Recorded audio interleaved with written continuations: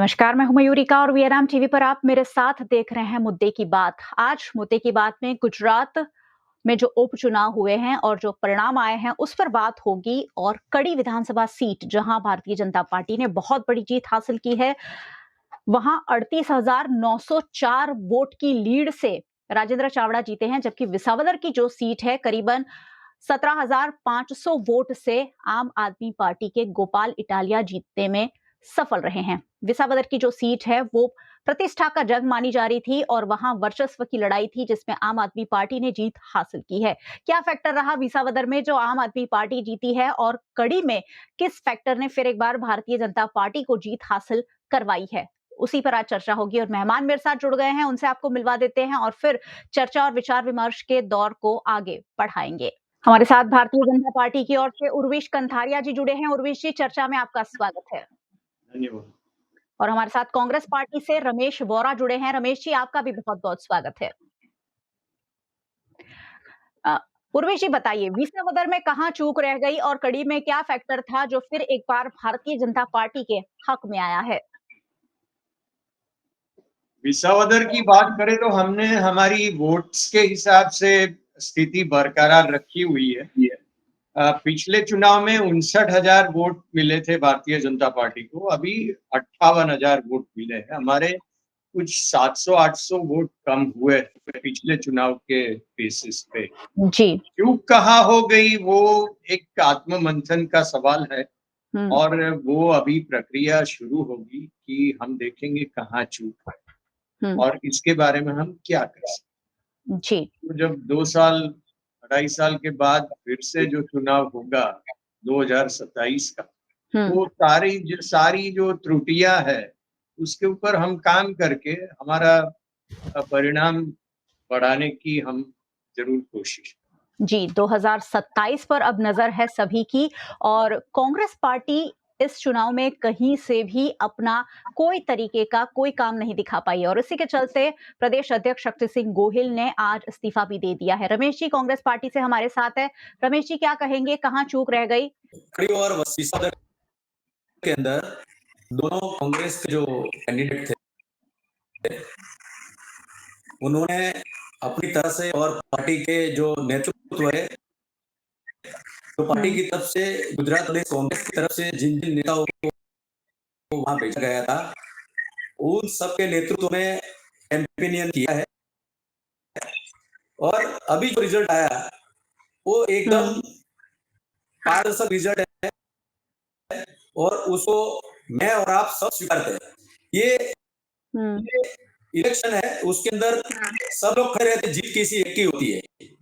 न कड़ी के अंदर हमारा कोई पहले सीट थी कि हमारा कोई उम्मीदवार था कि हमको चुनाव हुआ है या फिर विसावदर में हमारा कोई पहले में 2022 में जीता हुआ था और हमारी सीट चली गई तो यहाँ नुकसान हुआ है।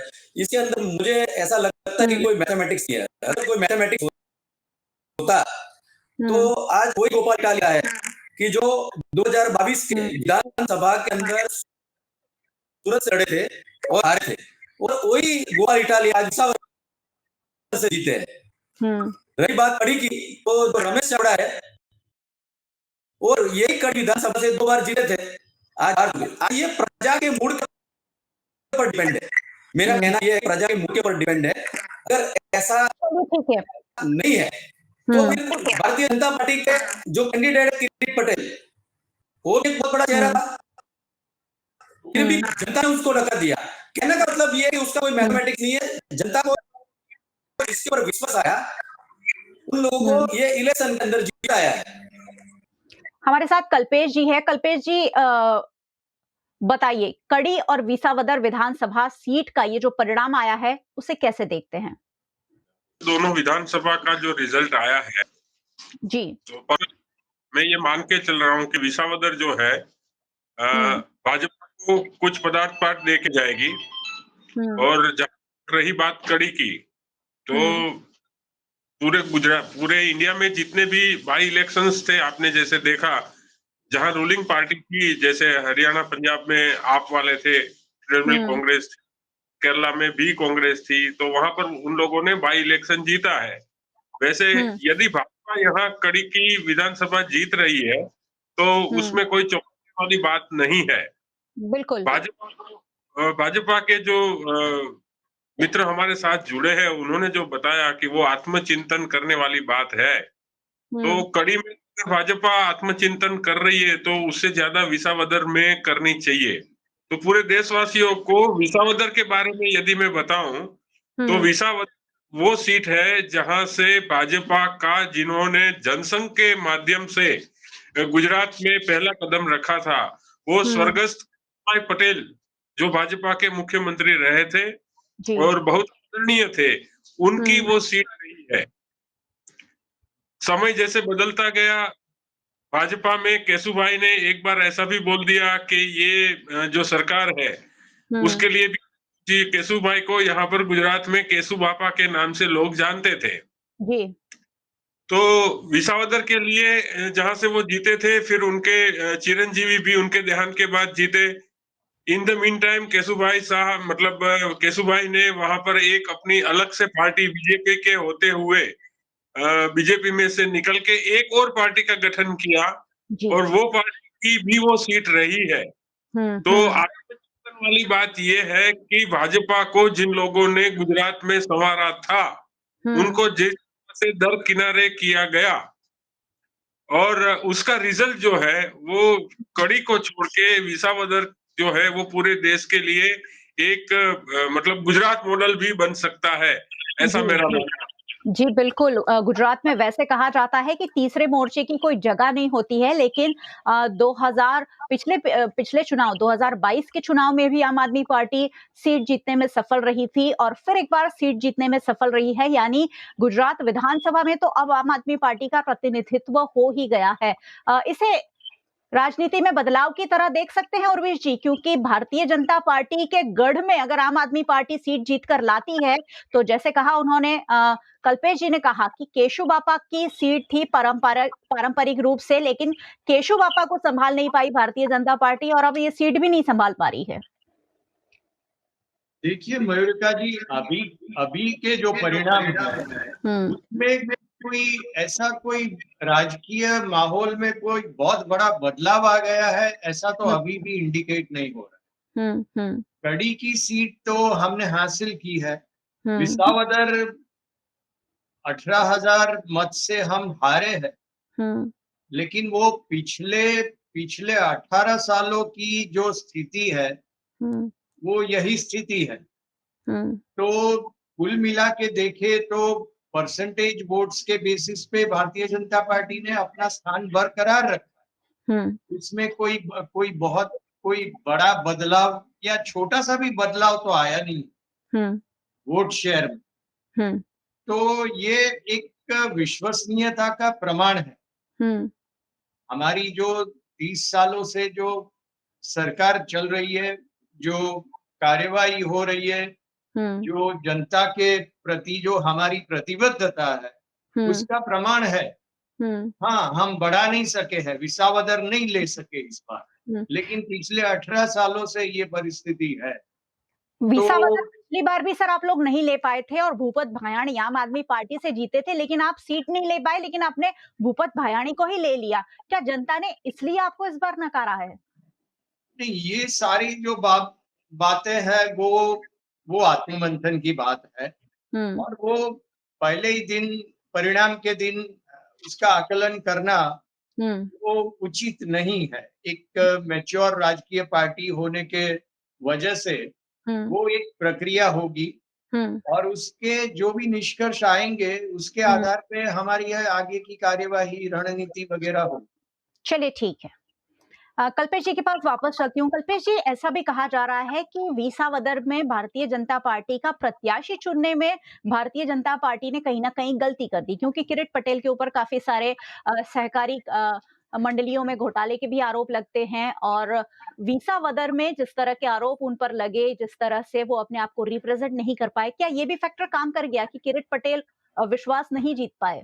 बीजेपी के जो मित्र है उन्होंने जैसे बताया कि पिछले 20 से या 25 सालों से बीजेपी है और पर्टिकुलर विसावदर के लिए he is very satisfied with the vote sharing of BJP.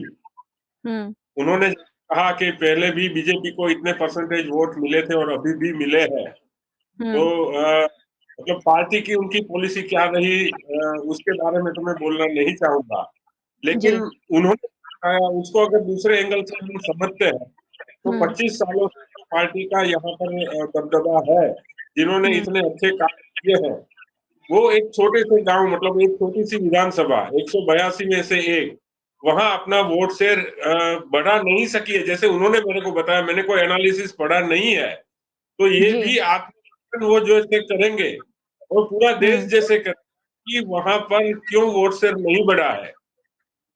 और रही बात किरीट पटेल जी की और उनके सामने जो भी, मतलब जैसे भी आपने बताया, वो सारी चीजें हैं, तो लोकल वहां पॉलिटिकल मतलब इश्यू का कोई भाग रहेगा।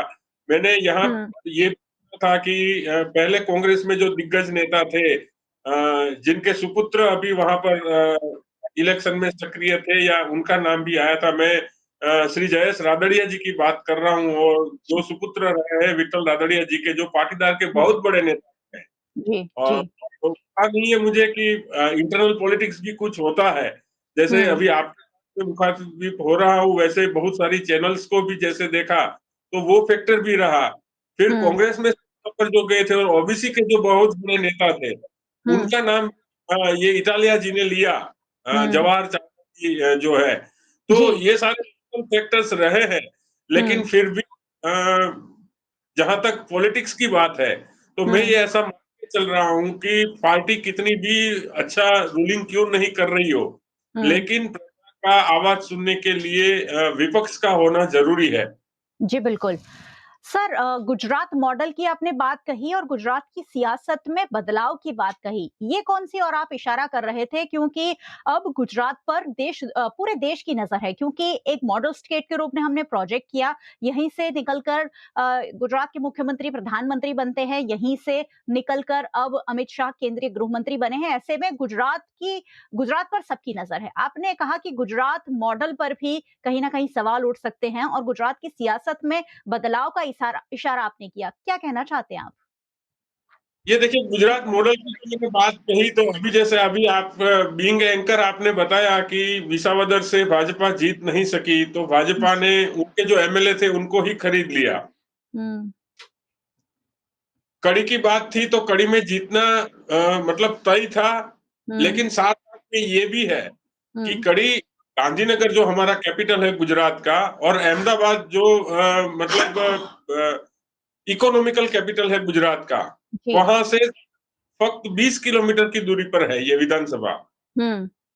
और माध्यमों के द्वारा लोगों ने देखा होगा कि रूलिंग पार्टी के बहुत सारे नेता वो कड़ी में थे, और मतलब जैसे कॉरपोरेशन के अंदर वोट्स बांटे जाते हैं कि इसकी जिम्मेवारी इसकी रहेगी, और भाजपा के राष्ट्रीय ये गुजरात के प्रमुख हैं, जिन्होंने पेज प्रमुख का एक नया कॉन्सेप्ट दिया था, तो मैं ये मान के चल रहा हूँ कि ये वहां पर भी इम्प्लीमेंट हुआ होगा और विसावदर में भी इम्प्लीमेंट हुआ है। दोनों के अंदर का फर्क आप देख रहे हैं, और दोनों के रिजल्ट्स जो है, मैं ऐसा मान के चल रहा हूँ कि अभी भाई साहब ने जैसे बताया कि कड़ी के अंदर उनको जितना लीड मिला था वो लीड कायम रहा है। ये एक सोचने वाली बात है कि जितना लीड मिला है उससे ज्यादा क्यों नहीं मिला।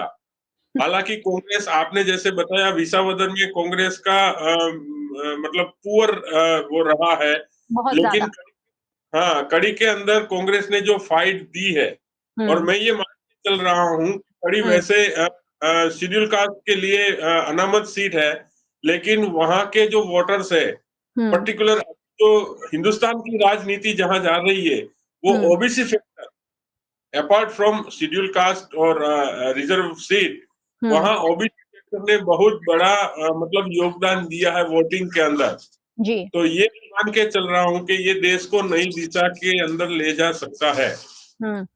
चलिए, गुजरात में कुछ नई राजनीति जन्म लेती है कि नहीं, उस पर नजर बनी रहेगी। कांग्रेस के मित्र के पास वापस चलेंगे। रमेश जी, शक्ति सिंह गोहिल ने किनारा कर लिया है ये शक्ति सिंह गोहिल जी ने नैतिक जिम्मेदारी का भी बात तो कही है, लेकिन क्या इसे सीधे राहुल गांधी के उस बयान के साथ जोड़ा जाए, रेस के घोड़े, शादी के घोड़े अब अलग छांट दिए जाएंगे, जिम्मेदारियां कम कर दी जाएगी? क्या इसी कड़ी में शक्ति सिंह गोहिल ने इस्तीफा दिया है, क्या उनका इस्तीफा लिया गया है? रमेश जी, आपने जो प्रश्न पूछा है उस बारे में मैं अभी बता नहीं सकता हूँ, क्योंकि मैं सुबह से 3-4 डिबेट कर रहा हूँ और ये चौथी डिबेट आपके साथ है। तो सतीश जी ने जो इस्तीफा दिया है उसके बारे में आप जो बोल रहे हो आपके माध्यम से मुझे पता चल रहा है। दूसरी बात कि घोड़ा और क्या बात लड़ने का कर रहे घोड़ा हैं दोनों सर? बात पूरे है, इसलिए गुजरात को, पूरे देश को अभी पता चल गया कि शक्ति सिंह गोहिल ने इस्तीफा मेरी दे आवाज दिया आ रही है। है? जी सर, आ रही है। मैं बोल रहा हूँ कि आप बोल रहे हो तो गलत तो बोल रहे हैं, लेकिन अगर दिया है तो वो प्रामाणिकता से दिया है कि उन्होंने उनको ऐसा लगा होगा कि उनके नेतृत्व के अंदर अगर 2 सीट नहीं जीती गई तो उन्होंने इस्तीफा दिया। लेकिन उनसे राहुल गांधी के लिए आप जो बात बता रहे हैं, तो राहुल गांधी के माध्यम से जो कांग्रेस का नेतृत्व तैयार हो रहा है, आज से 2 दिन पहले ही पूरे गुजरात के अंदर जिला और शहर के 40 प्रमुखों की यादी डिक्लेयर की, उसमें से 26 नए चेहरे हम लोगों ने डिक्लेयर किए और 14 है कि जो एमएलए और सांसद है, उन लोगों को जो एक्स एमएलए और एक्स सांसद है, उन लोगों को जिला और शहर की जिम्मेदारी सौंपी है। यानी 14 लोगों को हम लोगों ने रिपीट किया और 26 नए चेहरे का नाम डिक्लेयर किया है। तो आने वाले दिनों के अंदर गुजरात के अंदर जिला वाइज नया संगठन बनेगा और जहां 2 जगह पे हार हुए उसका हम लोग चिंतन करेंगे। चलिए ठीक है। उर्वशी जी, आप क्या इसमें कोई प्रतिक्रिया देना चाहेंगे? शक्ति सिंह गोहिल ने अचानक से ये डिक्लेयर कर दिया कि दोनों विधानसभा में जो हार हुई है उसकी जिम्मेदारी मैं लेता हूं और इस्तीफा देता हूं। कोई टिप्पणी करना चाहेंगे इस पर एज ए पॉलिटिकल पार्टी? नहीं, हम इस पे कुछ टिप्पणी करना नहीं चाहेंगे। वो इनका निर्णय है और एक लोकतांत्रिक सम्मान से हम देखें। जी। कल्पेश जी से भी जरूर जानना चाहूंगी। सर, आप तो जरूर इस पर टिप्पणी करना चाहेंगे। क्या कांग्रेस पार्टी शक्ति सिंह गोहिल के जाने से सही दिशा में जाएगी या फिर जहां है वहां से और पीछे जा सकती है? देखिए, शक्ति सिंह जी ने जो कदम उठाया है उसको मैं पॉलिटिकल स्पोर्ट्समैन स्पिरिट बताऊंगा। उन्होंने उनका इंटरव्यू जब लाइव था मैं देख रहा था, वो बोल रहे थे कि उनके जो बब्बर शेर की तरह जो कार्यकर्ता है, उन्होंने भाजपा को बहुत सारी मतलब फाइट दी है और उनका लीडर होते हुए उन्होंने ये बताया कि ये मेरी रिस्पॉन्सिबिलिटी है कि मैं पार्टी की को जहां ले जाना था वहां तक ले जा नहीं सका, इसलिए मैं इस्तीफा दे रहा हूं। उन्होंने साथ-साथ में ये भी बताया कि जब तक ऊपर से कोई नया प्रमुख नियुक्त नहीं होता है, तब तक उन्होंने अपने ही एक साथी को ये जिम्मेवारी दी है। जी, शैलेश तो परमार। जी, तो जहां तक मैं इसको पॉलिटिकल एंगल से यदि देखता हूं, तो एक पार्टी जो पिछले 35 साल से गुजरात के अंदर सत्ता में नहीं है, उनके 2 सीट हारने से अपनी जिम्मेवारी संभालते हुए इस्तीफा दे रहे हैं। हो सकता है कि गुजरात की पब्लिक से ज्यादा मतलब पॉलिटिकल सेंस रखने वाली जो पब्लिक है वो यूपी बिहार की है। जी। तो कोई मीडिया ये भी सवाल कर सकता है कि जो पार्टी 35 साल से यहाँ पर नहीं है और दोनों पार्टी है और इस्तीफा दे रही है, मतलब उनके अध्यक्ष, तो ये सवाल जो सत्ता में है वो पार्टी के मोरल को भी कभी न कभी क्वेश्चनेबल रहेगा। तो लेट अस होप कि मैं मतलब पर्सनली शक्ति सिंह जी को बधाई देना चाहता हूं कि उन्होंने मोरल रिस्पॉन्सिबिलिटी अपनी समझी, स्पोर्ट्समैनशिप स्पिरिट दिखाते हुए जो पॉलिटिक्स में बहुत कम मिलती है। लोग कुर्सी के लिए लड़ते हैं, उन्होंने जो अपनी कुर्सी और जिम्मेवारी मतलब तो ये मान के चल रहा हूं कि उनके अध्यक्षता में ये जो नया गठन हुआ कांग्रेस का, तो कांग्रेस के आला कमान है वो 2027 की इलेक्शन से पहले शक्ति सिंह जी को यहाँ से हटाने के कोई मूड में नहीं होना चाहिए। जी, बिल्कुल। तो लेट अस होप कि पब्लिक अगर शक्ति सिंह जी के स्पोर्ट्समैन स्पिरिट को देख रही है, तो कल को रूलिंग पार्टी के जो अध्यक्ष है उनके ऊपर भी ये क्वेश्चन मार्क हो सकता है। जी, जी। उन्होंने भी तो एक गंवाई है। जी। सर, एक और आखिरी सवाल ज़रूर पूछ लेना चाहूँगी। क्या अब गुजरात में कांग्रेस की जगह आम आदमी पार्टी ले सकती है? कांग्रेस की जगह देखिए, जहां तक आम आदमी पार्टी की बात है तो आम आदमी पार्टी नॉर्थ के कुछ स्टेट में है। हुँ। अ, दिल्ली में थी लेकिन चली गई अनफॉर्चुनेटली। जी। तो replace Congress, hmm. It is quite difficult. अगर पूरा देश का अगर आप राजकारण देखते हो, चाहे जी। वो केरला, चाहे वो ओडिशा है, चाहे वो वेस्ट बंगाल है, चाहे हुँ। वो सिस्टर स्टेट है, जी। मतलब टू रिप्लेस कांग्रेस हुँ। ये थोड़ा हार्ड रहेगा।